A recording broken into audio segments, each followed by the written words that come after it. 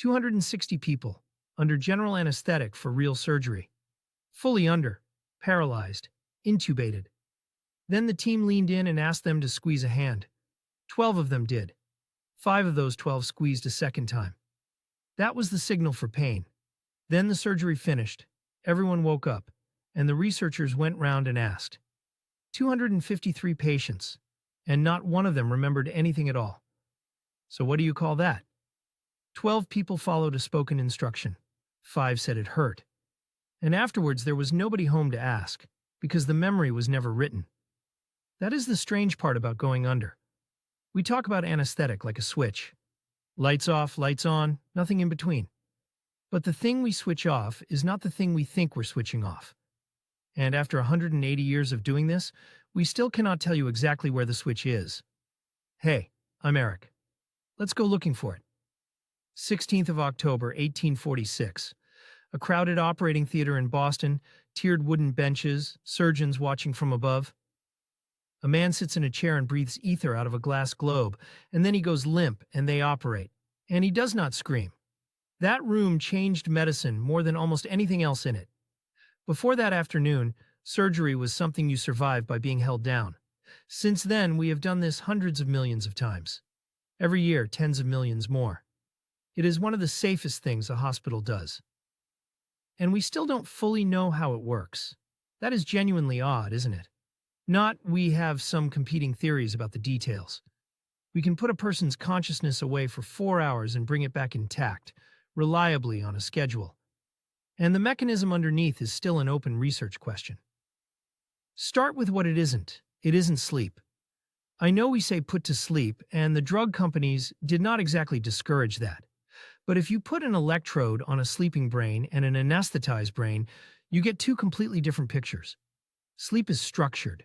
It cycles. It goes up and down through stages all night, and crucially, you can be woken out of it. Shout, shake a shoulder, and the sleeper comes back. Under anesthetic, none of that works. You can shout, you can cut. The person does not come back until the drug does. That's not sleep. That's closer to a coma you can schedule and reverse. So what is the drug actually doing in there? Take propofol, the one you've probably had. It looks like milk, a white emulsion, which is why anesthetists nickname it milk of amnesia. And what it does, roughly, is jam open a gate. Your neurons have inhibitory receptors, GABA receptors, whose job is to say quiet down.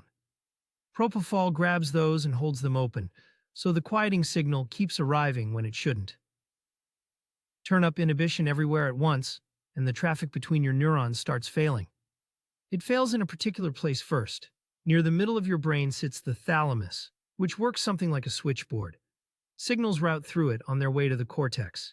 Interfere with that hub, and with the long-range connections it feeds, and something specific breaks. Not the parts. The parts are fine.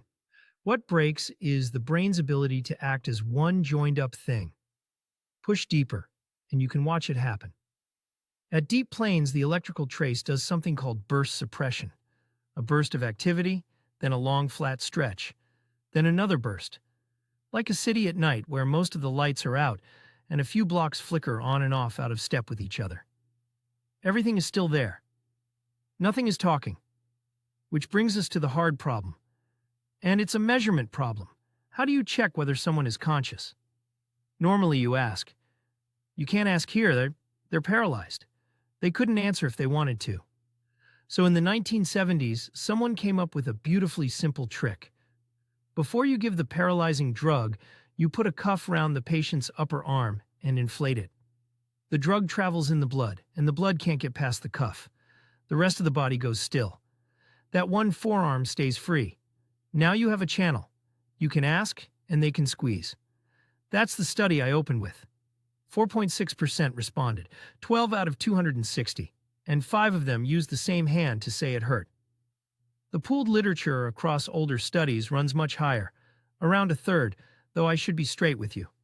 Those pool a lot of different and lighter anesthetic regimens, so that number isn't a fair comparison with modern practice. And here's the finding that should stop you. Afterwards, nobody remembered. Consciousness and memory came apart. The mind was on. The recording was blank. Now we can measure this more carefully than a hand squeeze. There's a technique where you fire a magnetic pulse into the cortex and listen to the echo. How far it spreads, how complicated the pattern is. Then you run the response through a compression algorithm. Simple echo compresses down small. A rich, complicated echo doesn't. That gives you a number. They call it the perturbational complexity index. And the line sits around 0.31. Below it, people are reliably unconscious. Awake, you're typically up in the 0.4 to 0.7 range. Propofol drops you below the line. Xenon drops you below the line. An actual consciousness meter. Crude, slow, needs a lab, but it works. Then somebody pointed it at ketamine. Ketamine is an anesthetic. Give someone enough and they stop responding entirely. Unresponsive, immobile, out. By every bedside sign, gone. Its complexity score sits above the line, grouped with wakefulness. Sit with that for a second. Our best measure of consciousness says the person is conscious. Our eyes say they're not, and they will not remember any of it either way. The clean lesson is that unresponsive and unconscious are not the same word. We have been treating stillness as evidence of absence, and it isn't. Someone can fail to respond and still be in there. Someone can respond and never lay down a memory of it. There is real movement on this now. Last month, July 2026, a team at Weill Cornell and Birkbeck in London pinned down where a common anesthetic physically binds, a site on the sodium channels neurons use to fire, which gives a concrete molecular route for how the drug damps communication.